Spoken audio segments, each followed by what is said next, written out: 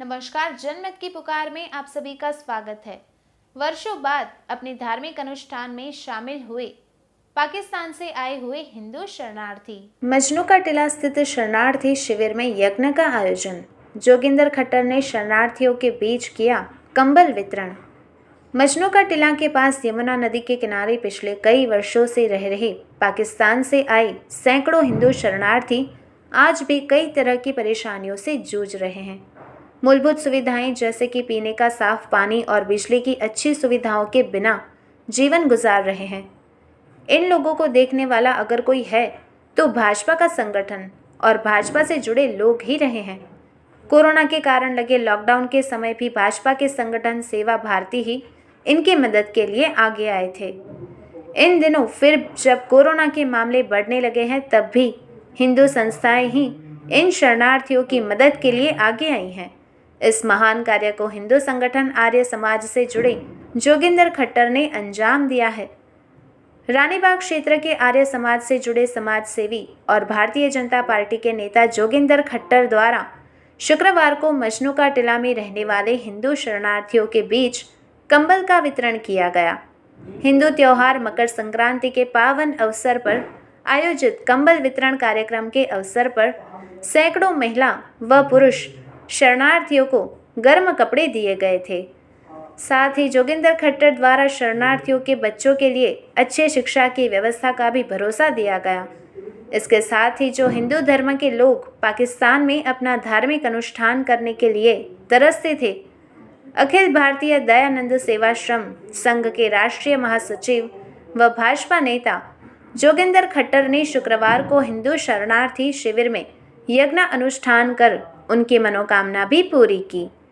यज्ञ का पवित्र अनुष्ठान देखकर पाकिस्तान में रहते हुए अपना धार्मिक अनुष्ठान करने के लिए जिंदगी भर तरसने वाले हिंदुओं के चेहरे पर काफ़ी खुशी नजर आई और उसके लिए उन्होंने आर्य समाज और जोगिंदर खट्टर का आभार व्यक्त किया था। गौरतलब है कि 1947 के बाद पाकिस्तान में रह गए हिंदू अल्पसंख्यक अपना धार्मिक अनुष्ठान भी नहीं कर सकते थे। पाकिस्तान में रहने के दौरान इन्हें घर में छिपकर अपने धार्मिक अनुष्ठान करने होते थे, लेकिन आर्य समाज व जोगिंदर खट्टर के प्रयासों से आज भारत में वे यज्ञ में शामिल हो रहे हैं, जो इन लोगों के लिए बहुत बड़ी बात है।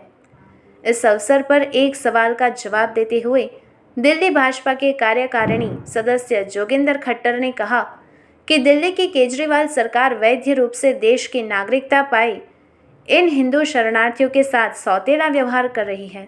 खट्टर ने जोर देकर कहा कि आज रोहिंग्या जैसे घुसपैठिए को आम आदमी पार्टी की सरकार हर तरह की सुविधाएं दे रही है, जबकि हिंदू शरणार्थी मूलभूत सुविधाओं से भी वंचित रहकर नारकीय जीवन जीने को मजबूर हैं। खट्टर ने हिंदू शरणार्थियों के लिए भी आधार कार्ड बनवाने की सुविधा देने की सरकार से मांग की है। किस तरह का आयोजन किया गया यहाँ पे? आज जायसवाल जी, हम लोगों ने पहले यज्ञ किया और यज्ञ करने के बाद ये जो हमारे पाकिस्तान से हमारे हिंदू परिवार यहाँ पर आए हैं, उन परिवारों को कंबल बांटने का कार्य, ताकि इस बढ़ती सर्दी में ये लोग भी अपनी व्यवस्था ठीक कर पाएँ, इसलिए कंबल वितरण का कार्य करने का कारण किया और इसके साथ साथ भोजन वितरण का कार्य। और इन सब के ऊपर देखिए, बहुत सी सामाजिक संस्थाएं या बहुत से लोग यहाँ पर आते हैं, सामान बांट करके चले जाते हैं, लेकिन हमारी जो एक व्यवस्था या हमारा एक जो योजना है वो इन बच्चों को शिक्षित करने का व्यवस्था है। ये बच्चे जो है शिक्षित हो पाए, ऐसी हमारी योजना है, ताकि ये बच्चे आने वाले समय में अपने पैरों पर खड़े हो सके और इन लोगों को किसी से सामान मांगने की आवश्यकता ही ना पड़े। इस योजना के साथ आज हम यहाँ पर आए। यहाँ समस्याएं क्या क्या है इन लोगों के बीच में? जब आते हैं तो क्या दर्द यहाँ करते हैं? देखिए, ये इस बस्ती में तो मैं समझता हूँ जो स्थापित होकर के यहाँ पर आए हैं तो ये जीरो से शुरुआत हो रही है यहाँ पर। तो पहले तो सबसे बड़ी समस्या तो शिक्षा की समस्या है। जैसे अभी यहाँ के जो प्रधान है वो धर्मवीर जी ये बता रहे थे कि 8 साल इनको यहाँ पर हो गए, लेकिन किसी सरकार ने यहाँ पर उनको व्यवस्था देने की काम नहीं किया। दिल्ली सरकार ने व्यवस्था देने की काम नहीं किया। जो भारत सरकार से भी हम अनुरोध करेंगे और आर्य समाज अपने स्तर पर इन बच्चों को सबसे पहला काम जो करेगा वो शिक्षित करने का काम करेगा। मैं समझता हूँ कि यदि बच्चा शिक्षित हो गया, अपने पैरों पर खड़ा हो गया, रोजगार प्राप्त कर लिया, तो उसके बाद ये एक समान मानने की आवश्यकता नहीं रहती है। तो आर्य समाज कंधे से कंधा मिला करके अब यहाँ पर आना आरंभ करेगा और इनकी जो क्षेत्रीय समस्याएं उनको सुन करके जो उच्च अधिकारी हैं, दिल्ली सरकार सुने या ना सुने, लेकिन हम उच्च अधिकारियों के साथ बात करके इनकी समस्याओं को सुलझाने का कार्य करेंगे। खट्टर साहब, रोहिंग्याओं के तो आधार कार्ड भी बन गए, सारी सुविधाएं मिल रही है, लेकिन जो हमारे पाकिस्तान से हिंदू भाई बहन आए हैं उनके साथ सौतेला व्यवहार नहीं है। सौतेला व्यवहार ही है ये। बाकी जगहों पर यदि आधार कार्ड बन रहे हैं तो इनके आधार कार्ड क्यों नहीं बनने चाहिए? इनके आधार कार्ड भी बनने चाहिए, इनको भी मूलभूत सुविधाएं मिलनी चाहिए, इनके भी बैंक अकाउंट खुलने चाहिए, इनके अकाउंट में भी उज्ज्वला का जो एक योजना चल रही है, इनको भी उज्ज्वला योजना के अंतर्गत हम लेकर के आएंगे। तो हम भारतीय जनता पार्टी के अधिकारियों से बात करेंगे, दिल्ली के जो उच्च अधिकारी हैं उनसे बात करेंगे, ताकि इनको भी वही सुविधाएं दी जा सके जो दिल्ली में दूसरे लोगों को, या झुग्गी झोपड़ी में रहने वाले दूसरे लोगों को, या दिल्ली की दूसरी बस्तियों में रहने वाले जो हमारे क्षेत्र के निवासी हैं, जो सुविधाएं उनको मिलती हैं वही मूलभूत सुविधाएं इनको भी मिलनी चाहिए। यही हमारी मांग है। खट्टर साहब, दिल्ली में प्रतिदिन 29,000 30,000 केस आ रहे हैं, मगर यहाँ के मुख्यमंत्री और डिप्टी सीएम दोनों चुनाव प्रचार में व्यस्त हैं। क्या कहना चाहेंगे इस पर आप? देखिए, मैं तो यही कहूँगा कि हमारे दिल्ली का दुर्भाग्य है कि हमें जो है इस प्रकार की सरकार देखने को मिली कि यहाँ पर पूरे कोविड काल में, चाहे वो पहली वेव थी तब भी, दूसरी लहर थी तब भी, तीसरी लहर थी तब भी, दिल्ली सरकार का उदासीन रवैया और अपने ही क्षेत्र के लोगों को छोड़ करके दूसरे क्षेत्रों में जाना, उनको शायद चुनाव ज़्यादा इम्पोर्टेंट लगता, महत्वपूर्ण लगता बजाय दिल्ली के जनता के। उनको लगता है कि दिल्ली तो हमारे हाथ में है ही है, पंजाब या दूसरे राज्यों को भी अपने हाथ में ले लें तो उसके बाद जिस प्रकार की दिल्ली की हालत हो चुकी है, ऐसी ही हालत शायद पंजाब की भी होने वाली है। मैं समझता हूँ कि दिल्ली के लोगों को जागरूक होना चाहिए, देखना चाहिए कि किस प्रकार के उनके साथ सौतेला व्यवहार किया जा रहा है।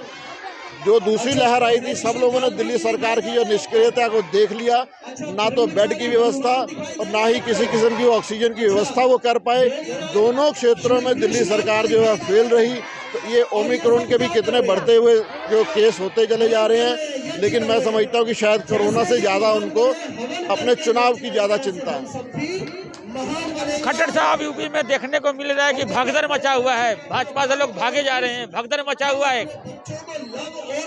देखिए, जिनको टिकट नहीं मिलती, भाजपा जो है वो जो कार्य करने वाले, जो उनके, मैं समझता हूँ जो समर्पित कार्य करते हैं, भारतीय जनता पार्टी उन्हीं को ही टिकट देती है। और जो वाकई में समाज में कार्य करने की क्षमता भी रखते हैं और समाज में कार्य करने की इच्छा भी होती हो, ऐसे लोगों को ही टिकट देते हैं। तो जिन लोगों को टिकट लेने की इच्छा है और किसी भी कारणों से भारतीय जनता पार्टी नहीं उनको टिकट दे पा रही है, तो वो लोग भारतीय जनता पार्टी छोड़ के लालच में दूसरे जो पार्टियों को ज्वाइन करते चले जा रहे हैं। इन चीज़ों से फ़र्क नहीं पड़ता, वो भारतीय जनता पार्टी छोड़ के दूसरी पार्टी में भी चले जाएंगे, लेकिन भारतीय जनता पार्टी का अपना एक महत्व है, अपनी एक व्यवस्था है, अपनी एक जो है गुडविल है। वो भारतीय जनता पार्टी हमारे जो आने वाले चुनाव हैं उनमें योगी आदित्यनाथ जी के ही नेतृत्व में चुनाव भी लड़ेंगे। योगी आदित्यनाथ जी का परचम लहराएगा, योगी आदित्यनाथ जी ही वहाँ के मुख्यमंत्री होंगे। आज आप लोगों के बीच में कंबल वितरण करने आए हैं, यज्ञ करने आए हैं। देखो, हमने क्या है 8 साल से हैं, हमारे बच्चों को किसी संस्था ने ये नहीं कहा कि गुरुकुल में डालेंगे, मगर हमने देखा हमारे बच्चों की हालत बहुत ख़राब है।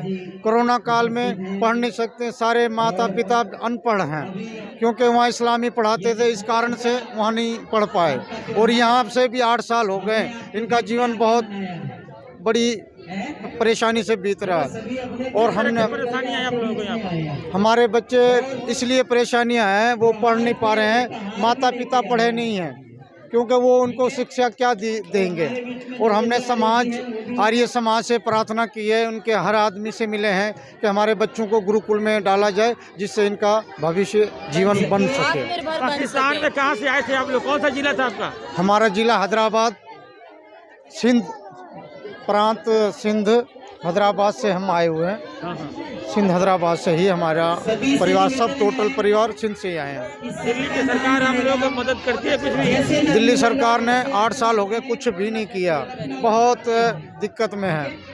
और क्या है 8 साल से बिजली नहीं लग पाई है और बच्चे गर्मी में जमुना का किनारा है, इतनी भवस और इतने सांप और इतनी पीड़ा झेली हम कह नहीं सकते हैं। बहुत लेटर दिए हैं केजरीवाल सरकार, दिल्ली सरकार को, मगर हमारा कुछ भी नहीं किया है। बेटियों की मदद होती है। क्या नाम है आपका? नवदीप।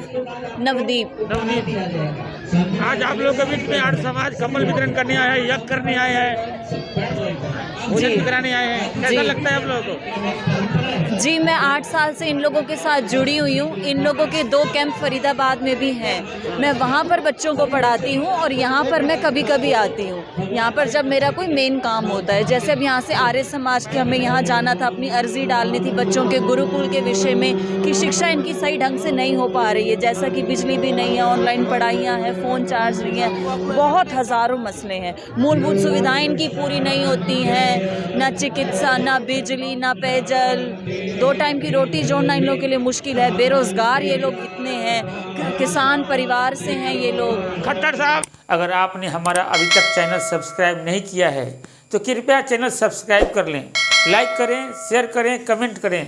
तो मिलते हैं फिर किसी और खबरों के साथ। नमस्कार।